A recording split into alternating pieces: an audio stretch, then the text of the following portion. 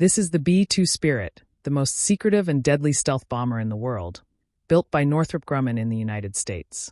Designed in the 1980s and still in service today, it's nearly invisible to radar and strikes targets before anyone knows it's there.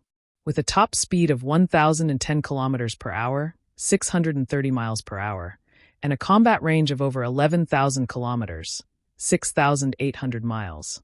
Without refueling, the B-2 can reach any target on Earth. It carries some of the most powerful weapons ever made. B-83 nuclear bombs with up to 1.2 megatons of explosive power, B-61 tactical nukes, or precision-guided weapons like the GBU-57 bunker buster. The B-2 is used for high-risk missions, deep strikes, and nuclear deterrence. It operates silently, deadly, and far beyond enemy lines. And the price?